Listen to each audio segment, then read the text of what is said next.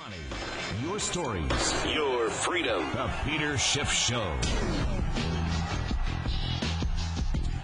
Welcome, everybody. This is Peter Schiff here at SchiffRadio.com on this Wednesday of Jobs Report Week. Now, this is the first week in November. That means on Friday we get the government's estimate of job creation, or generally lack of job creation. In fact, today we got the ADP first look at that number. That comes out on the Wednesday of the first week of November. According to ADP, 110,000 new jobs were created. Again, not nearly enough to get the unemployment rate to come down. Of course, later today we're going to hear from Federal Reserve Ben Bernanke what the Federal Reserve minutes. I'm going to be commenting on that, I believe, later on today, at least on Yahoo Finance. That'll be up on their website maybe later today or tomorrow morning. So check that out. But I don't know if I'm looking for the Fed to make any major announcements with respect to QE3.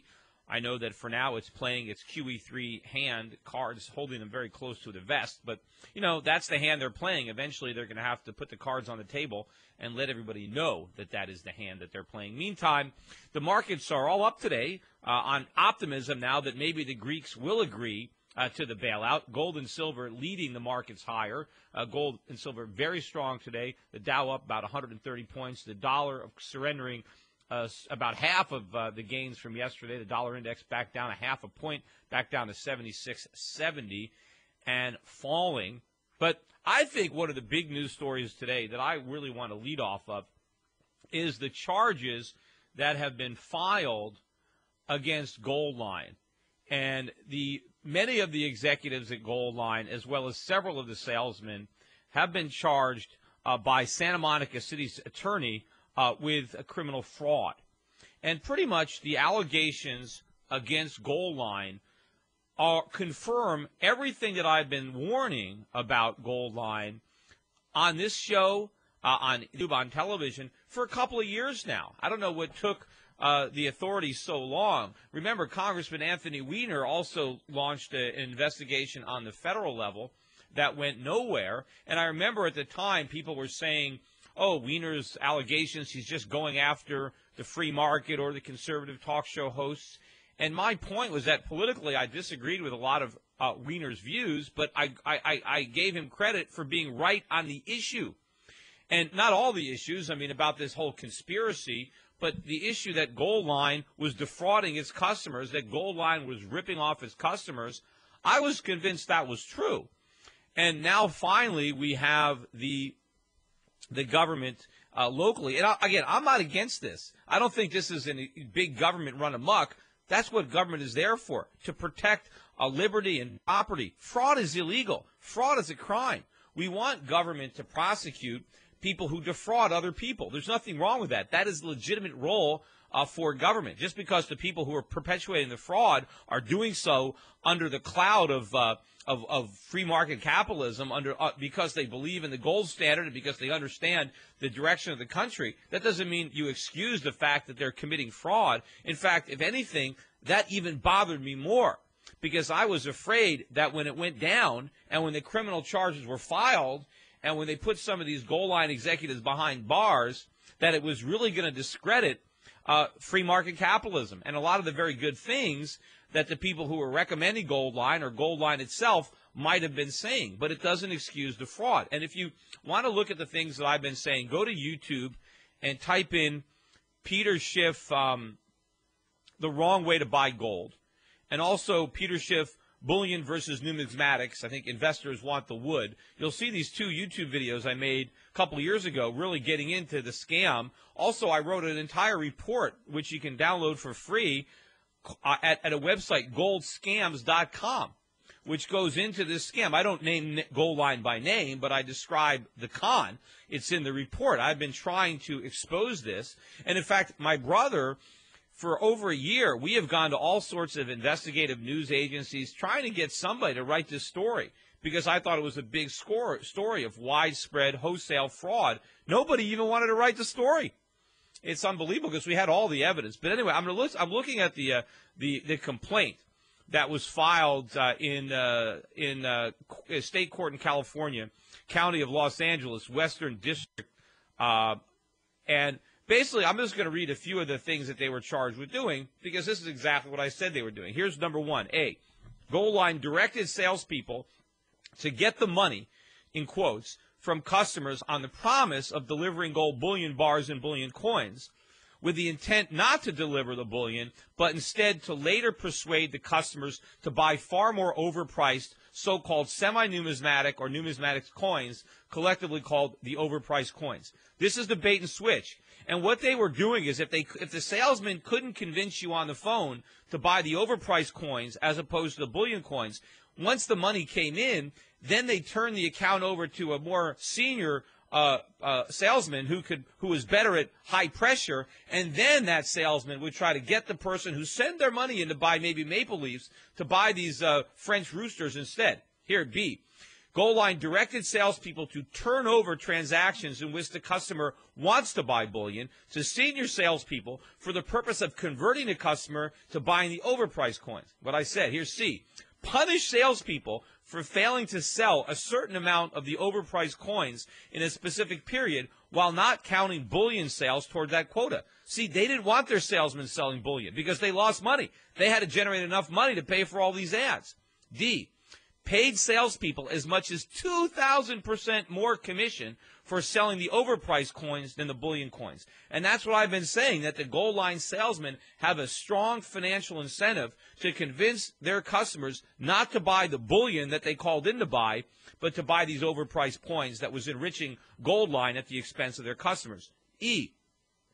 Directed employees to conceal the more than 50% markup on the overpriced coins when prospective customers asked questions about the subject. Yeah, the average markup on these coins was 67%. Highway robbery when you mark up a coin 67%. Yet that's what they were doing, and they were being very coy about it, and a lot of people didn't realize that they were paying such a big markup.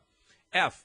Directed salespeople to induce in customers fear of government confiscation of bullion and then tell customers that the overpriced coins were exempt from confiscation. That was a false claim on two accounts. And I said that was false, and I outlined that in my gold scams report. G. Directed salespeople to induce customer fear of the alleged public or reportable nature of bullion transactions while telling customers that the overpriced coins are private and not reportable. They reprimanded a salesperson for making a large bullion sale and failing to convince the customer to buy the overpriced coins. They reprimanded a salesperson for returning the phone message of a customer who wanted to undo a transaction in which the customer had been converted into buying overpriced coins. It goes on and on and on. It is outright fraud. It's about time. I know everybody is innocent until proven guilty, so they're going to have to get a trial. But I'm confident that the evidence will show widespread fraud. And I think it's about time because they've been doing a bad service, and a lot of good people have lost a lot of money because of what's going on over there. Anyway, we'll be right back. This is Peter Schiff here at SchiffRadio.com, the gold standard in talk radio. The Peter Schiff Show. Since the Peter Schiff Show was last on the air, the national debt added another $7.89 million. Luckily, Peter's intelligence is growing twice as fast. That's incredible. Welcome back to your source of sanity in an insane world. It's the Peter Schiff Show. And we are back. This is Peter Schiff here at SchiffRadio.com. Anyway, I'm going to go to the phones. I'm going to take some calls. And then coming up at the top of the next half hour will be my guest, Harry Dent. I guess we're going to have a bit of a debate, Harry and I, because I think Harry has a different take on where he thinks the U.S. dollar and gold are going than I do. So it will be an interesting discussion.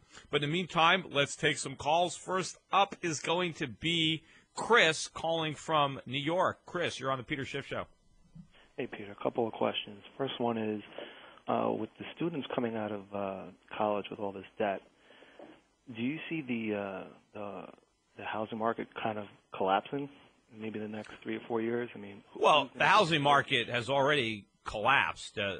So do I think there is more to go on the downside? Yes, I do, particularly in real terms if you adjust for inflation.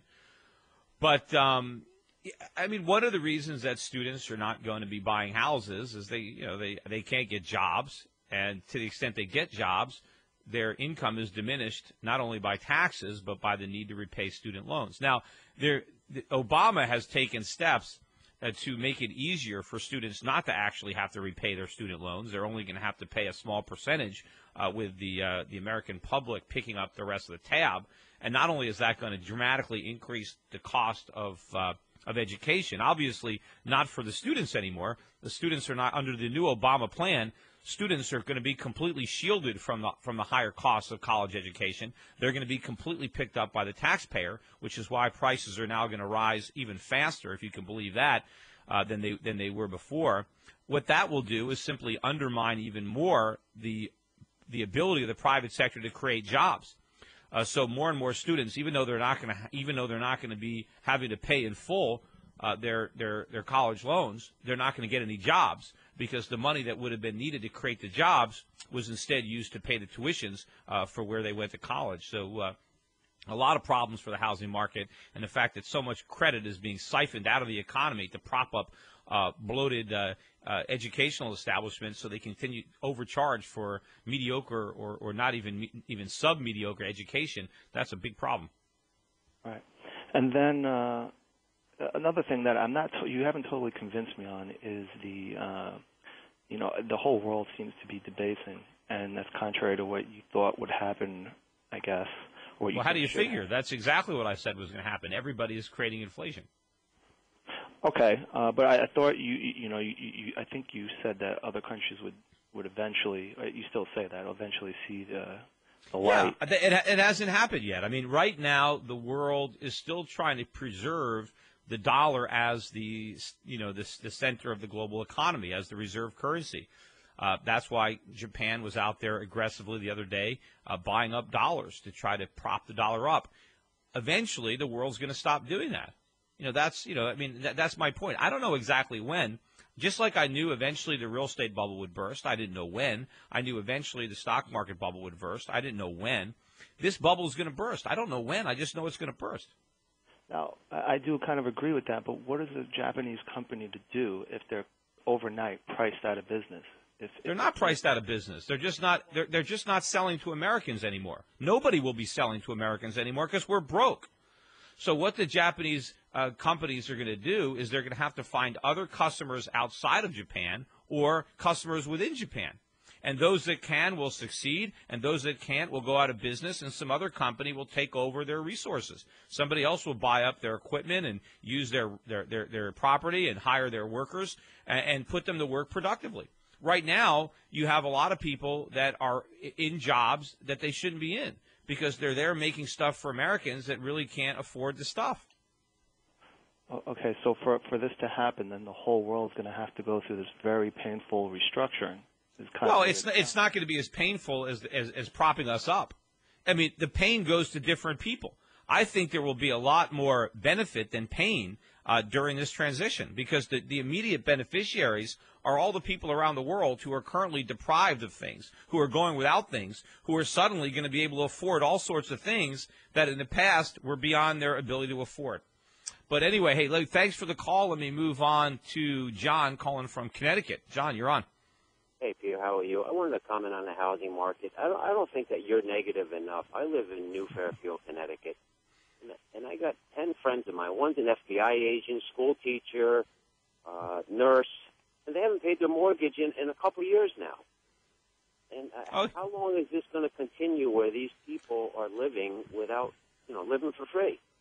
Yeah, look, I don't know how I could get any more negative than I am. I mean, I'm pretty negative. But, yeah, I mean, one of the reasons that I said this before, that Americans are able to keep spending money is because they're not spending it on their mortgage. You have a lot of people who are living in houses and making no payments.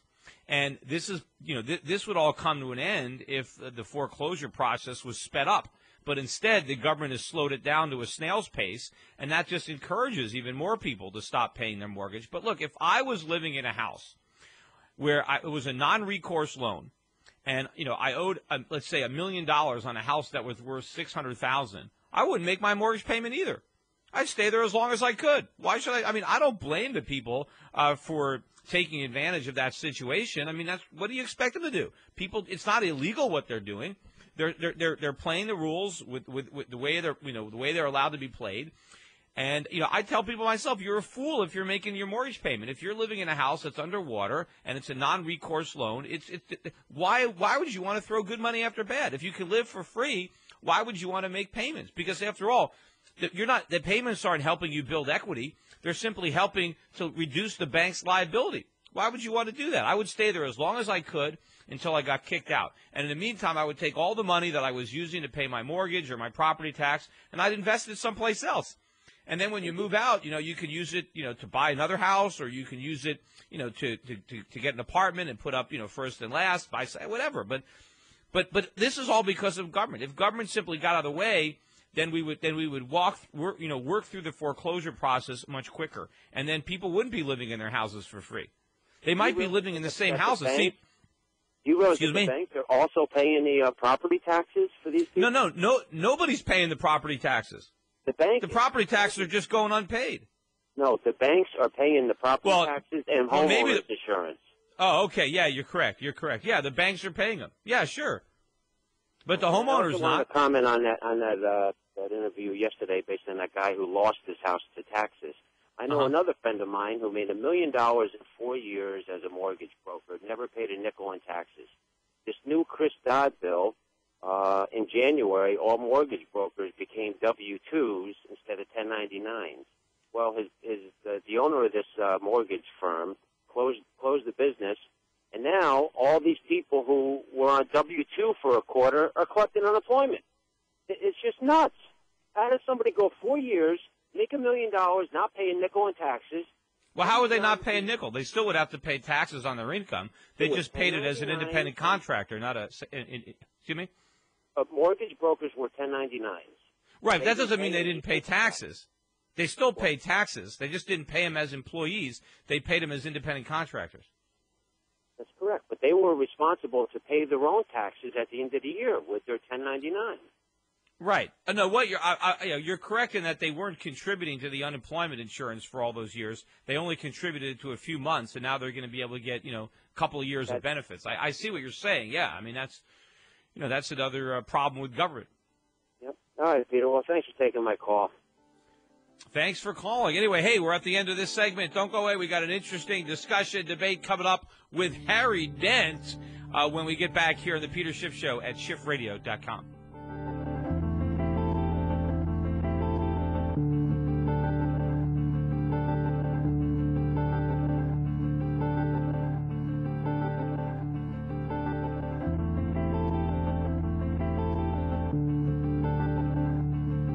The stars light up my life. The Peter Schiff Show. The stars light up my life.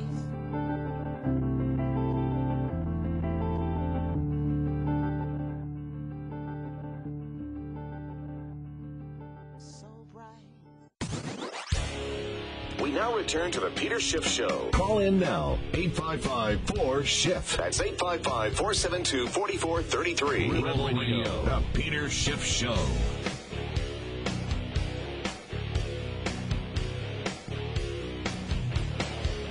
Welcome, everybody. This is Peter Schiff here at schiffradio.com. Joining the conversation now is Harry Dent. Harry Dent is the founder of HS Dent Investment Management. It's based in Tampa, Florida. He advises his clients on strategic portfolios with mutual funds. He is also the president and founder of the HS Dent Foundation and HS Dent Publishing. He's been around for a long time. He's got quite a reputation. His latest book is The Great Depression Ahead, How to Prosper in the Crash Following the Greatest Boom in History. Harry, welcome to the show. Oh, hi, Peter. Actually, our latest book is The Great Crash Ahead. It just came out in late September. Oh, so this is after the Great Depression Ahead. Yeah, that came out in late 2008, and this book just came out about a month ago. Okay, but before we get to those books, I got to take a step back and ask you about the book that came out in 2006, The Next Great Bubble Boom, How to Profit from the Boom from 2006 to 2010. where you thought the Dow would hit 40,000, and I think at the time you wrote the book, it was at 11,000, and by the time the Great Depression ahead came out, it was down at 8,000. Now, I guess from your title that you recognized that we were in a bubble. Did you just think the bubble was going to get a lot bigger before it burst? Yeah. We look back in the last big bubble era, and that was the early 1900s when automobiles were going mainstream and all this stuff like Internet today. And there was two big tech bubbles, one that crashed in the early 20s, and then, of course, the second bigger bubble. So we saw another bubble decade, but we thought stocks would bubble like they did in the 90s. And what happened is the bubble quickly shifted to real estate, commodities, and emerging markets. I mean, you had the BRIC countries from, India to Russia, China, Brazil go up 700%, 1,100%, even more than tech stocks. So the speculation shifted in a new world where there were a lot more places to graze for investment. But did you see the real estate bubble? Was that part of your forecast in? Yeah, our newsletter, we nailed that. I moved from in September 2005. We said, boy, this thing looks like it's peaking. October 2005, I moved from Miami to Tampa. I've been renting ever since, and the house I'm in has fallen 50%. So no, we definitely saw the real estate so bubble. knowing that, but how did you miss though the impact that the mortgage bust that you say that you saw coming? How did you miss how that would impact the economy, the stock market, when you were writing your book, The Next Great Bubble Boom? Well, The Next Great Bubble Boom came out earlier than that. You're probably looking at the paperback that followed. So that probably came out, and I'd have to look, I think 2003 or something like that. So we changed our view on the stock market in the middle of 2006 when we saw that everything else was bubbling, but stocks, although they were going up handsomely, they were not bubbling like the 1990s. So we came out and said, hey, commodity prices all right, are I got you. And your book, The Great Depression Ahead, when did you, because I know that came out in January of 2009, but when did you actually start writing it? Oh, my God, that would have been, at least, more than a year before. I think I had to finish that in the summer of 2008. It actually came out in November 2008, I think. So do you want to talk about the book? All right, so I'm able to look at – no. Well, I want to talk about the book, but I want to – because I know that there's a lot of lead time in there. Some people might think, well, gee, he's writing this book after the fact. But as an author, I know that just because a book comes out at a certain time, you usually got to finish the book like 9 months before it's even published. You would know that. It's tough in the forecasting world because the publishing cycle is so long. Once you put out a book, it's already, probably 9 months old. Yeah, but anyway, so let's move forward then to the newest book that you have now. I mean, has anything changed from when you wrote The Great Depression Ahead to The Great Crash Ahead? Two things. I mean, because we saw this happen. We said the government would stimulate. We said there'd be a rebound in stock. This rebound has lasted longer. We thought the Dow could go as high as 11,800. Well, it got up to well over 12,000. And we thought oil could go back to, $100 plus. Well, it got to 115. So, the Fed has really thrown the kitchen sink at this, which, of course, we think is a horrible thing to do. You're just adding debt to debt, which, I mean, probably the most insane thing you could do, and it's just going to make this thing end worse. But, we're seeing now that the Fed, since they put $2 trillion just directly into the banking system, QE1 and QE2. This money did not largely get lent out, hardly got lent out at all. It's gone right into speculation. And again, you probably know this. You look back in history, when have you seen gold, silver, commodities, and stocks all go up at the same time for more than maybe a few months? It just doesn't happen. So the Fed has kind of created a third bubble. I mean, it's bad enough we had the tech bubble crash, and then we had the emerging market and real estate bubbles crash. After that, now we've got a third bubble, which we think is going to crash. So the theme of this is, hey, the Fed has, in their desperate attempts to stimulate the economy, really pushed everything up. I mean, now that you get 0 for a T-bill, you get 2% for a 10-year Treasury. Where are people, pension funds? So what do you think? Money, they got to go into higher yields. Yeah, I've defined the third bubble as a government bubble, that all this cheap money is going into government through the credit markets, and that the bubble is in the bond market and the U.S. dollar, that's this big bubble waiting to burst. Where do you see this third bubble? What is the asset that's in the bubble that you think is going to pop? Well, Well, I think what we've learned, Peter, from looking at history, because there's different types of crises, and what we see this is the greatest debt and credit bubble in history, and it's been for decades now. We've been borrowing money, government deficits, trade deficits since the early 70s. We've had the greatest private debt bubble in history. I mean, we went from 20 to 42 trillion alone just from 2000 2008, way more than the government debt. So we've got this great debt and credit bubble, and that fueled a great asset bubble. I mean, look, everything has bubbled, tech stocks, and then real estate, then commodities, emerging markets, everything's bubbled. And now we see gold and silver bubbling because people are, and treasury bonds, just like you said, why should the treasury bond be sitting under 2% with almost 4% inflation? This is enough, investors are just rushing from one thing to the next. Do you think, though, the dollar itself is also in a bubble? And because if the dollar is in a bubble and it's the dollar that crashes, then prices of stocks or gold won't go down in terms of dollars. If the dollar loses more value than stocks, then on a relative basis, stocks would go up. Okay, here's the problem. I'm looking at the dollar chart right now. Do you realize the dollar has gone down almost 60% since Ronald Reagan in 1985, that while we were creating this $42 trillion in private debt, which is printing money, private institutions print a lot more money than the government does, the dollar got devalued because we created debt faster than Europe, faster than China, other people. And people don't realize that since this crisis set in, and despite QE1 and QE2, which definitely pushes down the dollar, you're creating money. The government's creating money and their deficits are creating money. Despite all that government money creation, the dollar has gone up more than it's gone down. The dollar index bottomed at 71 in January of 2008. It's gone up as high as 90. In other words, it went up 27% in the last crash, and now it's sitting at about 78. It's still above its lows after the government has tried to kill it. So well, remember this, Harry, I got to stop you for a second. First, yeah, it's just under 77, but the dollar index is predominantly the euro, and the euro has had a lot of problems that have kind of overshadowed the U.S. problems. But in the last year, Peter, that's not, the dollar index is weighted with our trade, which actually is more.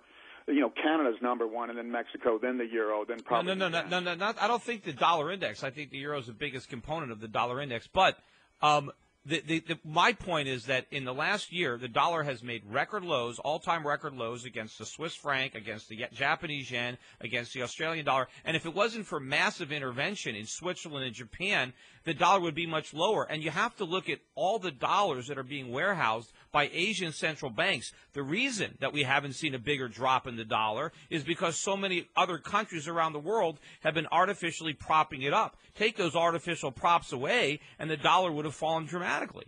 No, I agree with that. What I don't agree with, and we've studied this in history really hard, is that every time you get a major debt and credit bubble, which, remember, creates dollars, and those debts have to get written down, like in the 1930s or any of the depressions, you get deflation in prices. You don't get inflation because it's being written off. Harry, in the 1930s, we were on a gold standard. I agree with you 100%. I think prices for everything are going to come down in terms of real money, gold and silver. Yeah. But in terms of paper, there's nothing that stops Helicopter Ben from flooding the country with paper. If they could print them as fast as they want, they could just put as many zeros as they want on the bills. So given that we're on a fiat standard, why wouldn't you think that they would simply prevent that massive deflation with the tool that they have, which is the printing press? Okay, real quickly, let's look at the fact. Yes, the government's been inflating, about $5 trillion now with their debt in QE1 and QE2. But private debt, even with this recovery, private debt has deleveraged $4 trillion. Our point of view is that if the Fed runs out of bullets, and I think they are running out of bullets, I think Obama's not going to get any stimulus passed. The Fed's going to, you got inflation rising, resistance to this by the populace and people in governments around the world. If they don't keep stimulating, which is the big question, the economy melts down, and this private debt, $42 trillion, that's a lot more than the government debt, deleverages faster than the government debt. That's our point of view. But I think, I don't. The government was not able to keep stimulating at high rates. If they keep Harry, I don't think that. Rates, then you will get it. You're right. The dollar will go down, and inflation will go up. See, I don't think they can run out of bullets. I think they've got an endless supply. I mean, look what they're doing with student loans. The students can't pay the loans. Now they're forgiving them, and they're heaping all the debt on the Treasury. I mean, they can keep moving private debt to the public. That's what they've done. The country is in much more debt today than it was a couple of years ago. Have you heard? There are the bond markets. The bond markets, when they lose faith in a government, like they started with Greece, and then it moved to Portugal, Ireland, Spain, and now it's Italy, and it's coming up France, and eventually Germany. If a government keeps doing something that extreme, it's one thing to stimulate to some degree. I'm surprised they haven't already pulled the plug on the U.S. government. But at some point, the bond markets say, no, your stimulus is not working. You're running up way too much debt. We see nothing but endless deficits. Now we're worried about you paying your debt, and so no longer do you get 2% Treasury bond rates. It's 4%. It's 6%. And it keeps going up. The bond markets can pull the plug in modern-day times. And that's well, I agree, but the question is going to be, Harry, what will the Federal Reserve do in reaction to that? And we're going to talk about that when the show continues after this break. So stick around. You're listening to Peter Schiff and Harry Dent on The Peter Schiff Show on SchiffRadio.com. The Peter Schiff Show. Wouldn't say I do, but I feel so sad and blue. To President Obama, Secretary Geithner, Madam Pelosi, and all of the socialist econ professors across America. We're sorry. We're sorry. Peter Schiff is back on the air. Welcome back, everybody. This is Peter Schiff. I am talking with Harry Dent. And before the break, Harry, you pointed out correctly that eventually the bond market vigilantes are going to wake up from their comas and interest rates are going to rise. But here is the problem. As interest rates rise, many of the banks that were bailed out are going to fail again because they're highly leveraged and they're going to get clobbered if rates go up. The government is so leveraged out with short-term debt that if interest rates go to 4 or 5%, that's going to force a default by the federal government. They're going to have to restructure just like Greece and put a haircut on our creditors. So that's what's going to have to happen in order to, I think, see a strong dollar because so many dollars are going to disappear as their banks fail and as we default on our debts and we allow everybody to lose money. My point is that in order to prevent that from happening, I think the Fed will continue to monetize and buy all the bonds that nobody wants and print as many dollars as they have to do, thus destroying the value of the currency instead of the quantity. What do you have to say about that? Well, I mean, that's what we have to see. I think there's limits. I think the people in the country increasingly are against this. And endlessly adding debt to debt and creating money and trying to stimulate an economy, I think the markets will turn against it. So it's really a question of how far the Fed can go. Because it's true. I mean, governments are always going to want to take the easy way out. I mean, that's what everybody did. Japan basically just substituted more public debt for their declining private debt and ended up in more debt than they started. You shouldn't go through a crisis like this after credit and debt bubble and end up with more debt. So Japan took the old, get off the heroin addict thing with methadone, but they got addicted to the methadone, and they didn't do it down. So the U.S. is doing the opposite. I mean, if you've got an addiction, and debt is a drug, then you can take more and more, but a drug addict that does that eventually collapses. So one way or the other, you're right, this has to end. You cannot do this endlessly. The question is it inflation that triggers this and rising interest rates? Is it the fact that banks that have been holding back tons of foreclosures because they don't want to kill the market and they're hoping to turn around, but now Bank of America needs money, which they do. They tried to raise their debit card fees. That didn't work. And they start dumping foreclosures on the market and real estate starts tanking instead of going sideways. That would kill the banks, and that would make... Right, but my point is, what is the Fed going to do in response to that? The Fed's going to start buying up mortgages to keep the rates down. They might even start buying up properties. Okay. Who knows what they're going to do? Again, if you keep doing that sort of crazy stuff, and that is crazy to think they can buy everything and guarantee everything, at some point, if the bond markets don't react to that, then I'm going to move to Canada. That's going to be... Well, but the thing is, Harry, they're already crazy. You're assuming that all of a sudden they're going to sane up. I'm saying that they're going to keep acting this way because, even if you look at how, we view the Greek situation, everybody says, hey, America's not Greece. We don't have to default. We have a printing press. People think the fact that we can print money to avoid the consequences of our debt, they think it's a good thing. And I think that the situation is so bad that the politicians and the bankers don't have the guts to deal with it, and they will try to postpone it as long as they can. They will keep shoving heroin into the system until we die of an overdose. Yeah, and you're right. right. That's exactly what they're doing. They've already done this now for 3 years. The question is, how long can you do this before something pulls the plug? Like you say, inflation, mortgage foreclosures, people just revolting, or the bond market. Yeah. To me, if the Fed starts printing money endlessly, I think the bond markets are going to say, we're going to kill your bonds, and now you can't raise money cheaply anymore. Look, we're on the exact same page on these problems. Look, you and I are both in the money management business. So what is the advice? What are you telling, based on what you think is going to happen? Are you telling people they should buy gold or sell gold? I mean, where should they keep their money? I'm saying gold and silver look like we got people out of silver in late April when it hit 50, and the last time it hit 50 in 1980, it was at $5 2 years later. So, well, what should they do right now? Piled into it. Huh? But what do you think people should do right now? I think three things. A conservative investor should just be sitting in safe investments like T-bills, preserve your money, sleep at night, and don't worry about getting any yield. But how, given your outlook, how are T-bills safe? I think there's either two things. Either we're going to default, right? Just because they're short term. But what if the government says, okay, part of the restructuring is if you've got a 30-day T-bill, we're going to extend the maturity to 30 years, and you're going to be stuck with that coupon for the next 30 years. I mean, if you think we're in such a big fiscal disaster, how could you think that any obligation of the U.S. government is safe? Well, if we thought that was going to happen, we would warn people to get out. That's not going to happen overnight. This crisis is going to take 2 to 3 years to play out. But you don't know that. I mean, the timing could be off. What if it happened tomorrow? You don't know. I mean, don't you think it's safer to be in gold, something the government can't create, than just a government liability that they can inflate away, inflate till their heart's content? Yeah, I would if it hadn't bubbled up. If silver hadn't gone from $8 to $50 in 3 years, I'd say yes. Well, it's everybody, my number one rule, Peter, and this has never, ever failed. When everybody piles into something and it bubbles, it's going to go But everybody down. hasn't piled in. If you look at the number of people who actually own gold and silver in this country, percentage of investors, it's tiny. If you look at the total market cap. You buy gold. I'm going to buy the U.S. dollar, the UUP, and we'll see in 2 years who does better. There's no way we're going to agree on this. We agree on the debt crisis 100%. In fact, it's so bad, I'm ready to move out of the country. But I know, but you want to move out of the country. The U.S. dollar is going to do well. Gold and silver are going to crash sooner or later. So Harry, if the country is going to do Harry, or betting on the markets, I think the safest bet. You want to make money? Bet on stocks going down. Well, I think stocks will go down relative to gold. But Harry, you're saying the U.S. country is the U.S. is in such bad shape that you might want to leave, yet you want to take our money with you. You want to have your pockets full of dollars. If we're in trouble, the dollar's in trouble. The dollar's a reflection of the solvency of the country. Loading up on dollars. The Australian dollar. Well, you can have mine. You can have mine. Sell me your gold. I'll take your gold. You can have my dollars. Again, we'll see who comes out on top. That's what I say.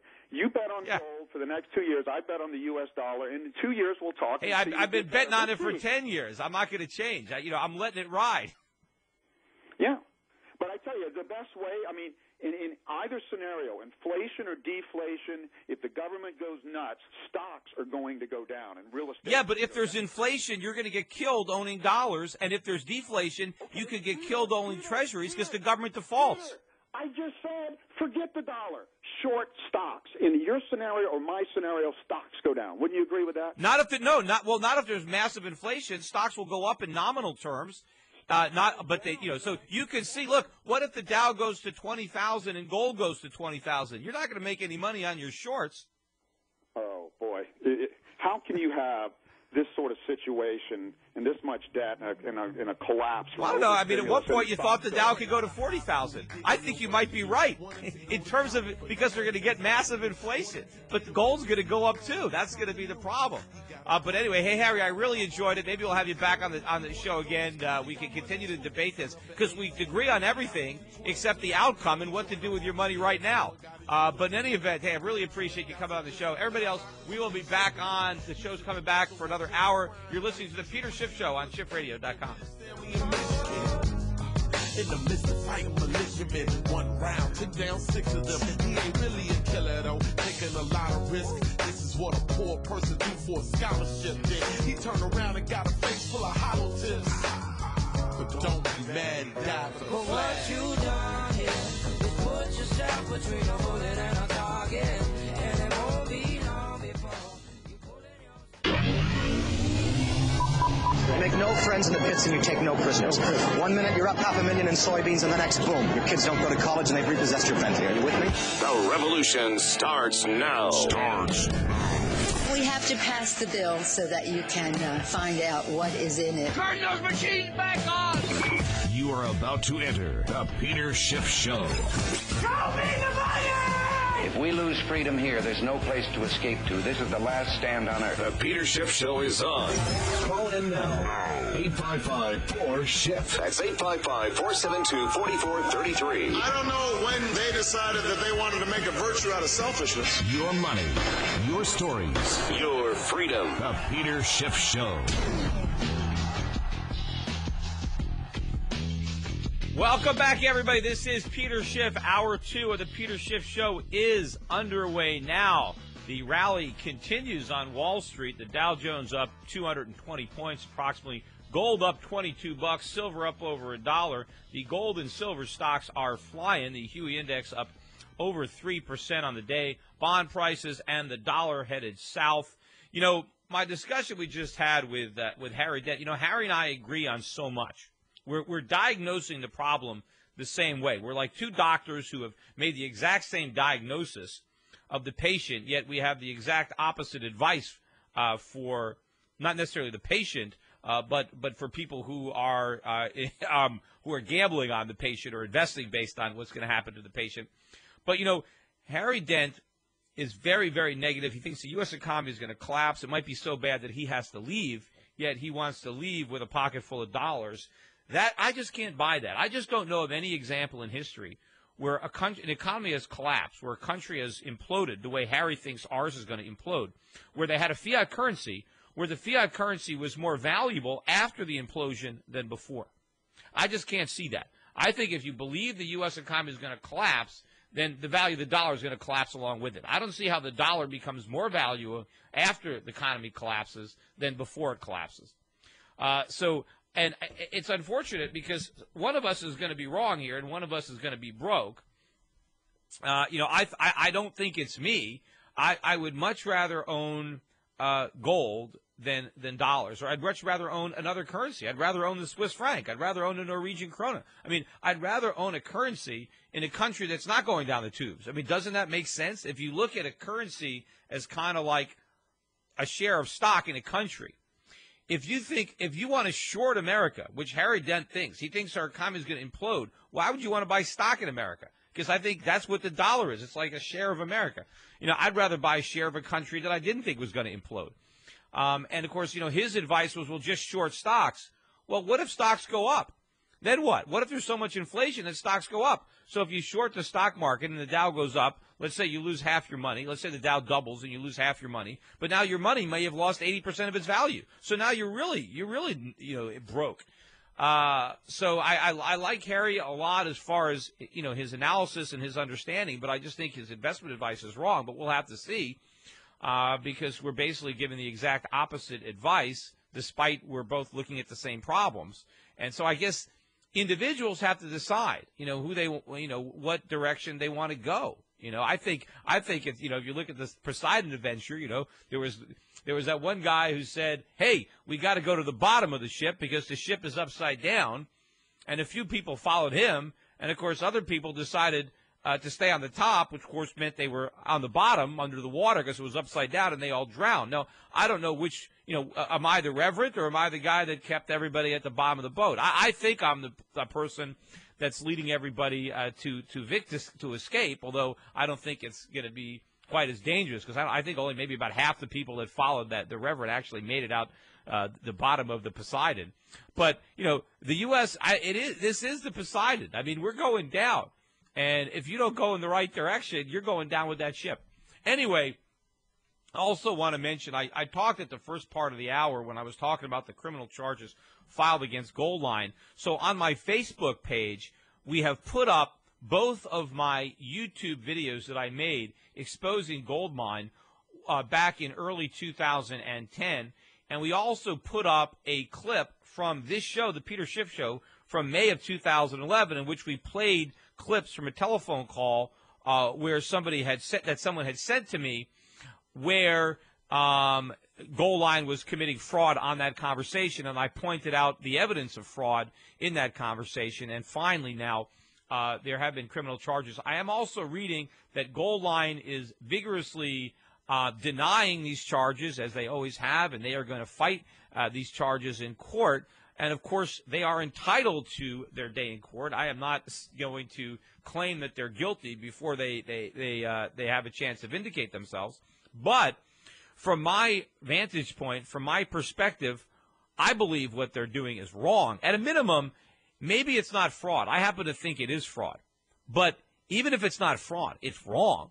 It's downright wrong. It's immoral. It's unethical if it's not fraudulent. But I think it is. In fact, one of, I think, the biggest evidence that it is fraud is they have something called, purchase price protection, where they'll say if you buy certain coins and the price goes down, we will reimburse you. Goal Line will reimburse you. Now, it doesn't apply to bullion coins. It only applies to these high markup coins. And the whole idea is to create the false impression that there's less risk in these high markup coins. But if you're marking a coin up 60% and gold goes down by 5%, and so instead of ripping you off by charging you a 67% markup, they refund you a little money, and so you only charge a 62% markup, you still got ripped off. I mean, if you're worried about losing 5%, the last thing that you would want to do is buy these high markup, French coins or Swiss coins. So the whole thing is a con. It's designed to get people to think that the overpriced coin is the safer investment, when it's not, when you lose a fortune the minute you buy it. So I think this whole thing, this whole marketing plan was carefully constructed to deceive their customers. That's my opinion. We'll see what comes out in court. But in any event, all that stuff is up there on my Facebook page if you want to go and give it a look. Because we were on top of this story. I was on top of this story from the beginning. And it's, the wheels of justice, I guess, move very slowly, unfortunately, sometimes, because a lot of people over the last couple of years have been ripped off that might not have been ripped off had we had a swifter movement from government officials. Because I don't know what took them so long to build this case. As far as I'm concerned, it's open and shut. But anyway, we'll see what happens in court. We'll go back to the phones. Next up is Joe calling from New Jersey. Joe, welcome to the show. Hi, Peter. How are you? Can you hear me clearly? Yeah, Joe, you're on. Yeah, I have heard that we're going to have a press conference on Bernanke, with Bernanke. So, what's your take on him? Yeah, Joe, I really can't hear you, and I doubt my audience can either. So let me let you go. I apologize because you waited on hold for so long, but it really is a bad connection. So try again another day. Now, before I go back to the phones, I wanted to address one other issue. I mentioned yesterday on this show, some guy, I don't even remember what his name was, but he wrote an article that's gotten a lot of play online, basically accusing me of being a racist, which of course I'm not. And he accused me of being a racist because I believe that employers should be allowed to discriminate based on race if they want to. I don't think that they should. I'm not condoning it as a smart business practice. I'm simply saying if people want to act foolishly, who am I to stop them? And, of course, I pointed out that the reason that there's so much discrimination going on in the workplace based on race is because of all the laws making it illegal.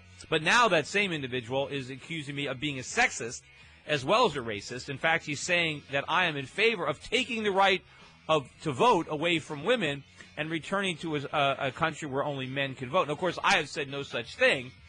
And I'm going to address that and take your calls when we get back. You're listening to The Peter Schiff Show here at SchiffRadio.com.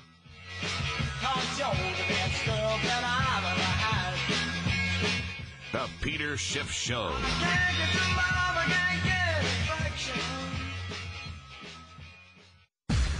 To President Obama, Secretary Geithner, Madam Pelosi, and all of the socialist econ professors across America. We're sorry. We're sorry. Peter Schiff is back on the air.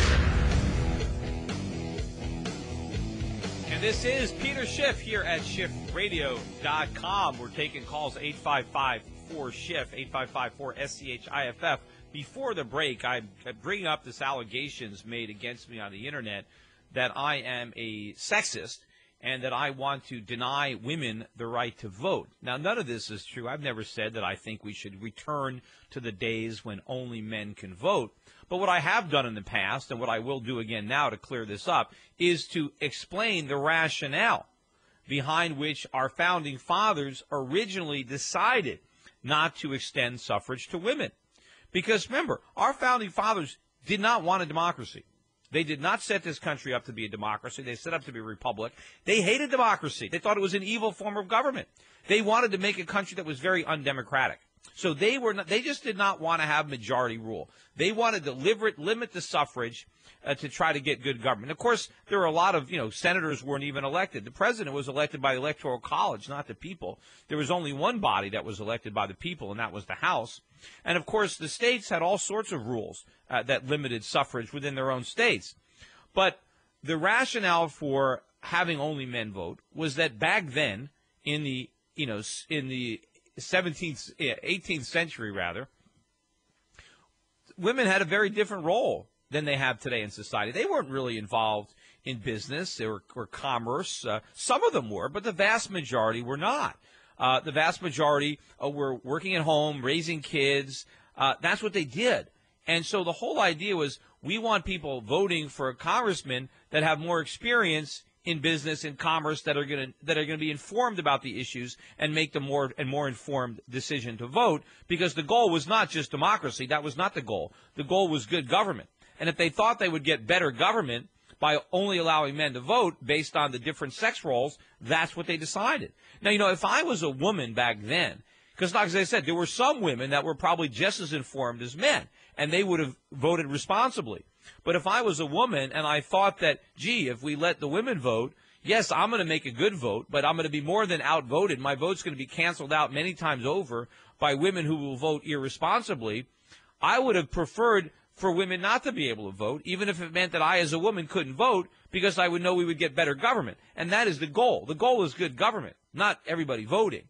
Now, of course, today is a completely different story. I mean, if we were having a constitutional convention today and you had the same people, same people, Jefferson, Adams, Franklin, if they were all in the room today, would they decide to deny the suffrage to women? No, of course they wouldn't, and neither would I. There is no difference today. Women are just as likely today to be involved in business as men. They're certainly just as educated. In fact, they're probably even more likely to have a college degree than men. I'm not sure the exact statistics.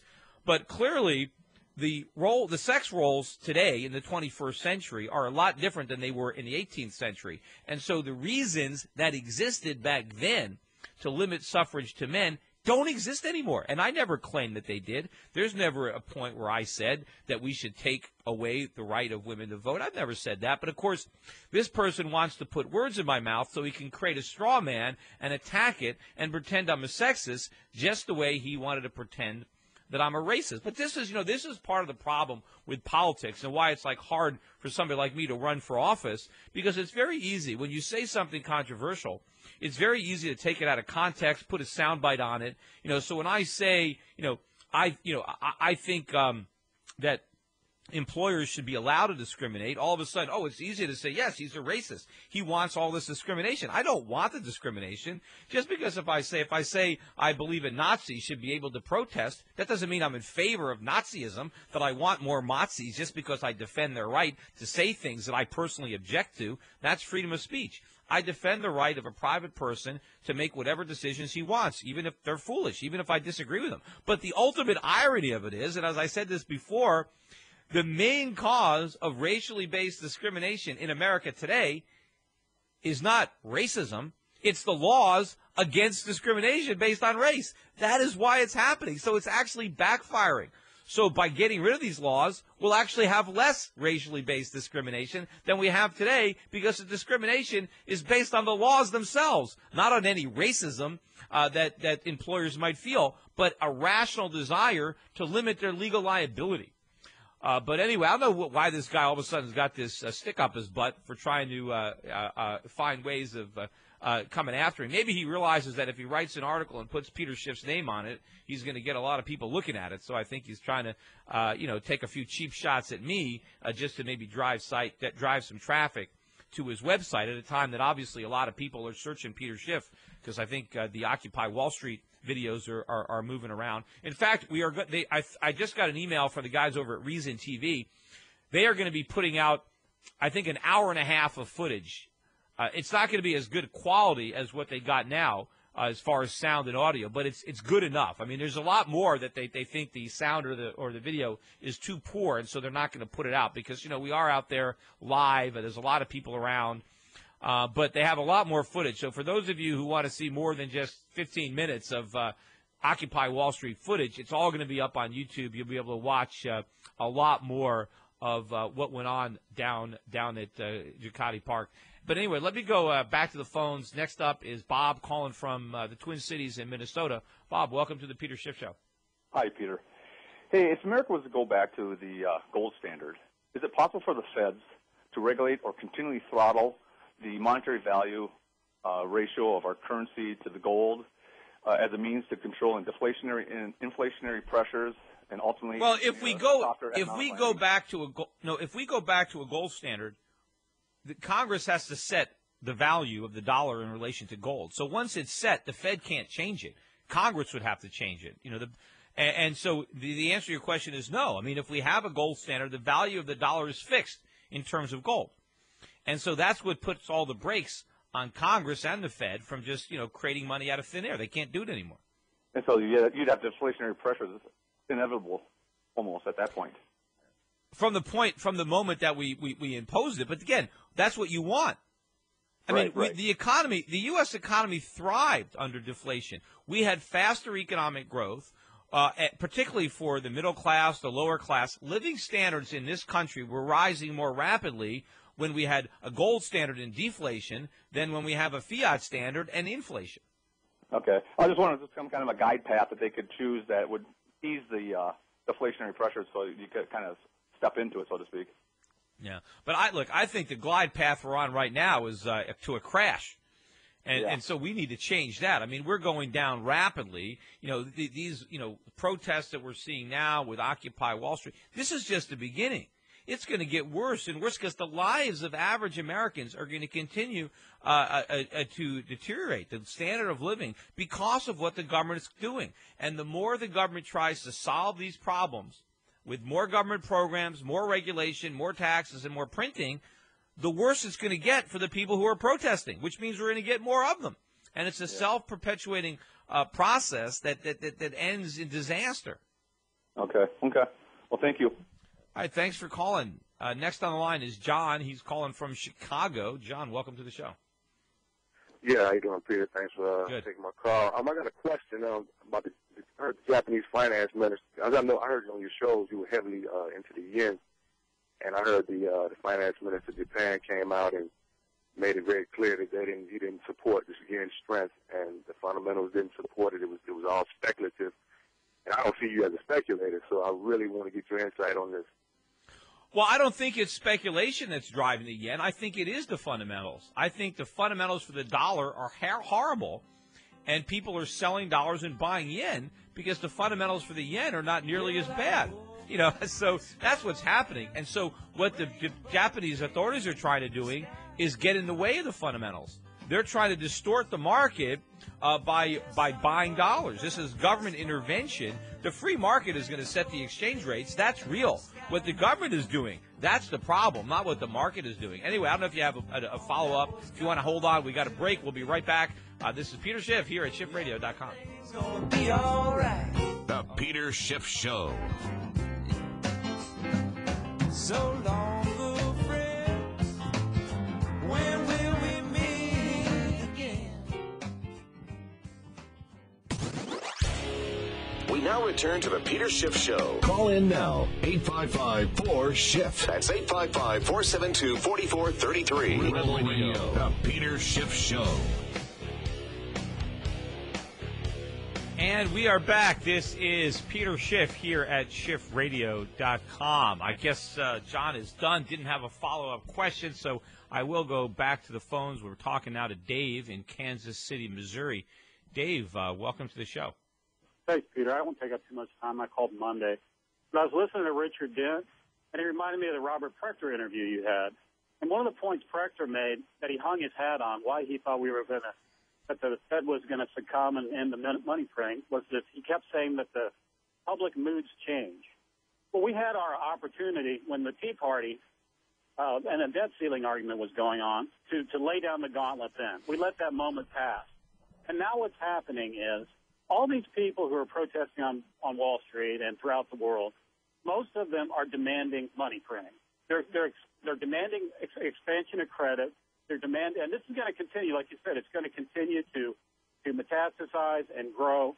And I tried to explain to someone that sound money and a gold standard prevents the government from stealing, but they believe just the opposite. They believe less money means less money for the people, and therefore any kind of retraction in credit or cap on the money supply is stealing from people. It's almost it's just a very childish view of the fact that people think that money has value all by itself because people know that they can use money to buy stuff, and if they had more money, they could buy more stuff. They somehow think it's the money that enables them to buy things. But it's not. It's the stuff that we produce that gives the money value. And if you're not producing, if you're just printing, then the money doesn't buy anything because there's nothing to buy.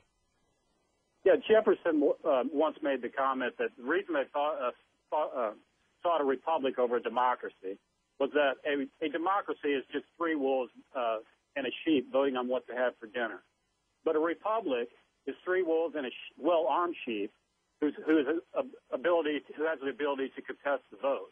Well, right. In the process, what they're doing now is trying to disarm the sheep, and we have gotten people so addicted to government, so many people reliant on transfer payments from the federal government in multiple forms, that any retraction, and think how long it took during the Great Depression for them to finally learn their lesson. They were slaughtering herds of sheep. They were slaughtering herds of cattle. They were burning corn and wheat fields.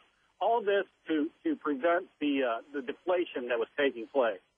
But even then, if you had a job, as you pointed out, you did okay during the Depression because the dollar was strong for many reasons. We were a country with savings. We had real assets. We're in such a position now, in a worldwide position, of this exploding currency and fiat money system, that there is no politician. I mean, if we get Romney in there, he's another monetarist. He's already made that point clear. He said he does not understand why people have a problem with the Federal Reserve. He's described Ben Bernanke as being heroic.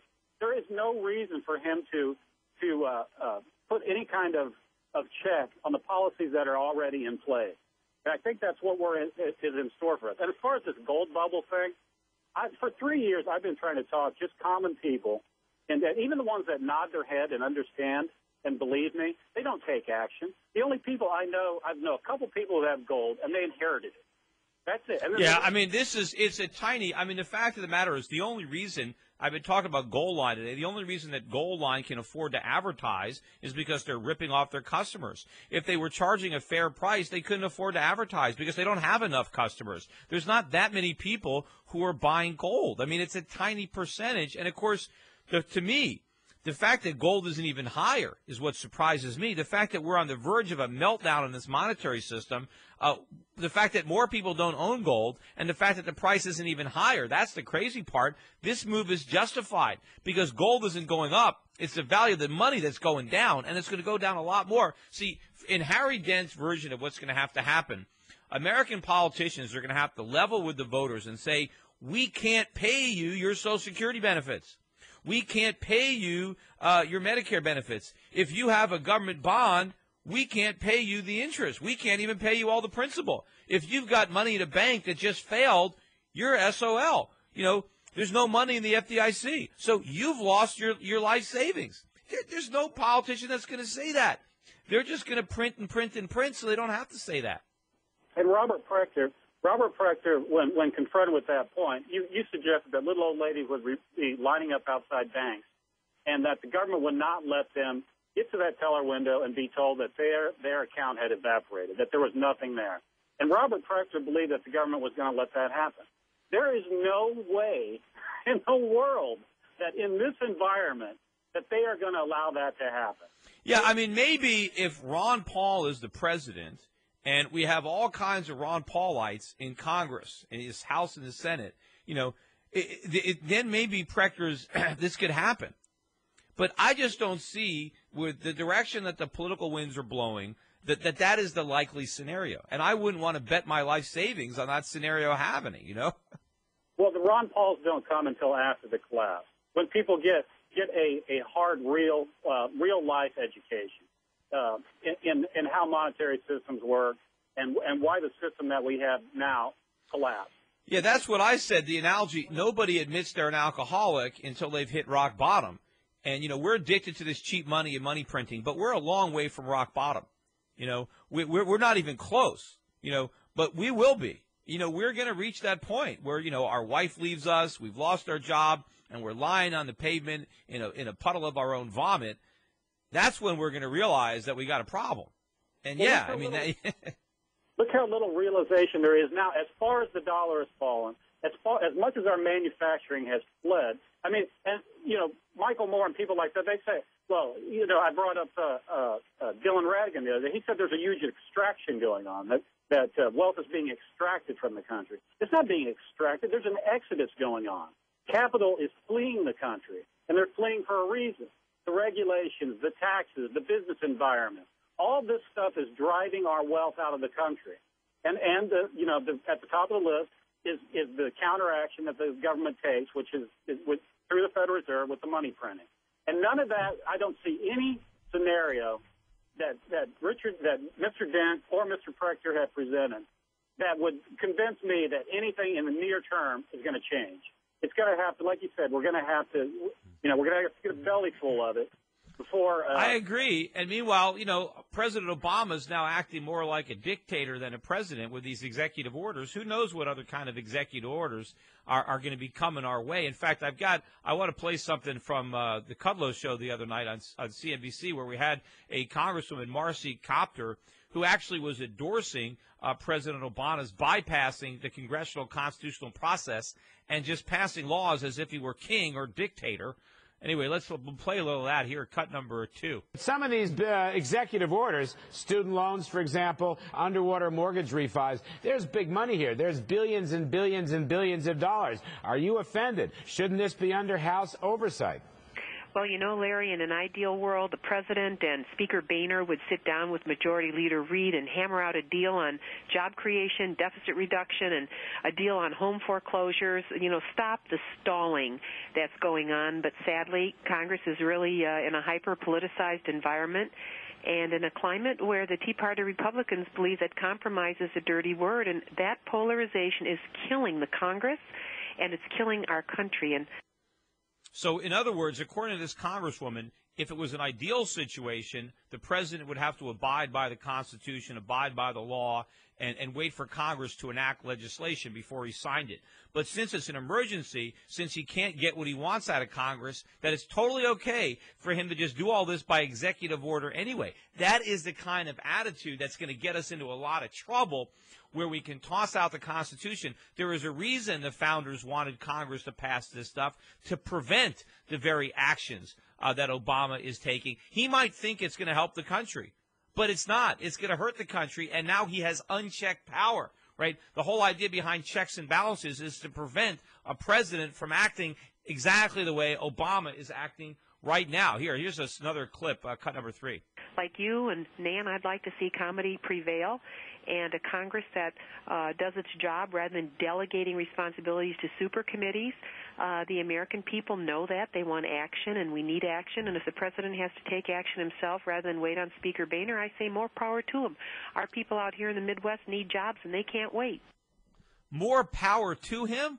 Hasn't she ever heard the saying, power corrupts, and we give this man absolute power, and it will corrupt him absolutely? He should not be usurping power if he can't get his way. Where is the objection? Congress should be standing up in outrage that President Obama is doing the things that he's doing. Clearly, this is not constitutional, and it is very bad precedent. And if you think, as this situation gets worse, as this economy unravels, think about what other unconstitutional things are going to be active by presidential decree from the dictator-in-chief, either Obama or, whoever else might be in this position. One of the reasons to oppose Obama doing it is because now it's got a precedent for whoever is the next president, even if it's not Obama. I don't want anybody acting as a dictator, even Ron Paul. If Ron Paul were president, as much as I might agree with some of his dictates, that is not the system of government. And Ron Paul wouldn't want it either, because you have to respect the law. You have to respect the Constitution, and you cannot compromise on those principles.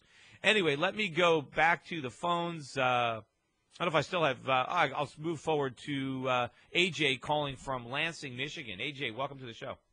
Hey, Peter. Got a quick question. I've got a bachelor's degree right now in marketing, and I can go on, to get to get my master's degree. And basically, with the whole student loan thing, I've got like $30,000 in student loans that's available to me per year. And I'm wondering what you would recommend, like, doing with some of that money. I've also got 0% interest Well, I mean, personally, I would take out, look, at this point, the writing is on the wall. I would take out the student loans. I mean, even if if you have the money, I would not want to use my own money to pay for my college degree. I would rather use the government money because, look, you're going to get a bailout. They're going to wipe this stuff out. You're not going to have to pay it back. So based on that, you're a sucker if you don't borrow it. If you're going to go to college anyway, you might as well make the taxpayer pay for it. Why pay for it yourself? This is the moral hazard. This is part of the problem. It doesn't matter anymore. You're not going to have to pay this money back. So why not go to the best school the taxpayers' money could buy and save your own money and go make some wise investments with it? Anyway, hey, we're out of time. I don't know if you want to stay on hold and continue this discussion. You're welcome to if you want. We'll be right back. We got one more segment coming up here on the Peter Schiff Show on SchiffRadio.com.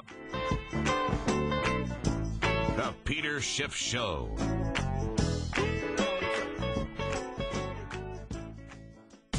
Since the Peter Schiff Show was last on the air, the national debt added another $7.89 million. Luckily, Peter's intelligence is growing twice as fast. That's incredible. Welcome back to your source of sanity in an insane world. It's the Peter Schiff Show.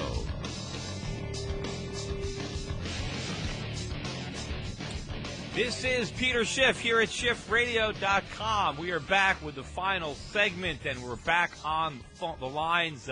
On hold is Michael calling from, I think, is it Mississippi, Missouri, somewhere with an M. Michael, welcome to the show. I'm just a huge fan of yours. I just started your site, and I'm now a member, and I can't tell you how much I enjoy hearing you every day. I guess my point would be that people tend to think that putting a percentage of gold into the dollar would save us from a catastrophe, and the only person I can think of that would be Ron Paul that would do that. And I have another point beyond this, but what do you speculate could happen to gold immediately and then in the near future if something like that happened? And I'm guessing it would be a small percentage of the dollar, because clearly there's not enough gold to fully fund the currency. Well, there is enough gold. The question is, at what exchange rate? Where would the price of gold have to be to return to a gold standard? Because, and I don't know exactly where that price will be. I think the market could find it. I think it's easier, to be honest, to go from a fiat system back to a gold standard than to go from a gold standard to a fiat standard. I mean, it's amazing in hindsight that we were able to pull this off, to get people to accept something of no value instead of something that had value. Just to get people to believe that a dollar backed by nothing is better than a dollar backed by something. At least in the move towards a gold standard, people are going to get something behind their money instead of nothing behind their money. Well, and it's, I think that people saw such a quick rise in the economy as a result of that decision by Nixon that they didn't consider the fundamentals, maybe thinking in between the lines or outside the box, that I think people right now, through their desperation, are going to be committed to. My point being that the people that are protesting throughout the country have the wrong message. If their message was regarding the lack of strength that our dollar carries, maybe that would bring more realistic thoughts in the minds of the country than people who are crying like spoiled brats. I mean, they've got a pretty good movement, but they don't have a message that conveys a thing, So. Yeah, well, look, the politicians are against gold for the same reasons that Alan Greenspan outlined back in the 1960s when he wrote in Ayn Rand's Capitalism, the Unknown Ideal. Gold is what stands in the way, between politicians and theft. It keeps them honest. It protects us. I mean, he said that without gold, there is no way to stop the politicians from looting the public, and he was right. And unfortunately, he became one of the looters himself. If there was gold around, Alan Greenspan wouldn't have been able to help all of his buddies in Congress rip us off. Well, there's going to be a certain point where the pain gets to be so deep that the people recognize that there's an inherent problem that they never considered before. And I think that might. We're going to, but the vast majority, and this is the problem where of the democracy that the founding fathers feared. Our fate is not in the hands of you and I. It's in the hands of a lot of people that are down there protesting in Occupy Wall Street. They have been so dumbed down by years of bad education in government school systems that we don't have a very learned electorate when it comes to understanding these issues. And in many cases, the electorate are like a bunch of little kids. And they're not going to vote responsibly. They're going to vote for whoever promises something for nothing. Right. And the politicians know this. Last point, Mike. I think what is also occurring, if people will just stop and read between the lines, that if there is in fact testimony from a woman regarding Herman Cain's alleged activities, which I don't believe in a million years, then foremost, this woman's going to be funded by some liberal organization that's going to pay her $1 million to get on a liberal. Of course, she's going to make money off the allegations. That's what she probably did the first time. You just allege, some kind of sexual harassment, you get a payday. Yeah, that's one of the problems. Anyway, I wanted to play one quick clip before we go. This is on the millionaire surcharge. Again, Harry Reid, trying to say that the rich have to just pay a little teeny bit more and we'll solve our problems. Here, it's the last cut, number 10. The plan would require the richest of the rich in America to contribute a tiny fraction of their income to that effort. They would pay 0.7%, a surtax on income in excess of $1 million a year. So if someone made $1.1 million a year income, they would have to pay an additional $700 to put America back to work. Yet my Republican colleagues adamantly oppose this fair and balanced approach because it would require Americans who have done better and better each year for decades to contribute a tiny fraction more than they do now. See, Harry Reid doesn't even understand his own bill. It's not a tiny fraction. The surcharge is 5.5%.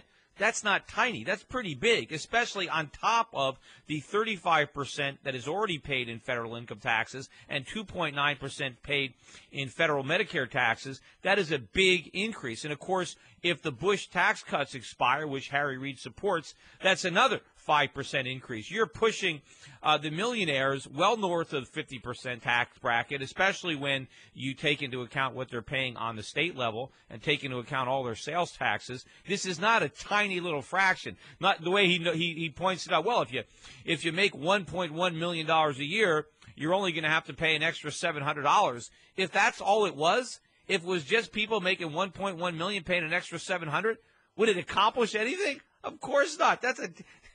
The truth of the matter is it is a huge tax increase that comes directly out of capital, comes directly out of savings and investments, comes directly out of job creation.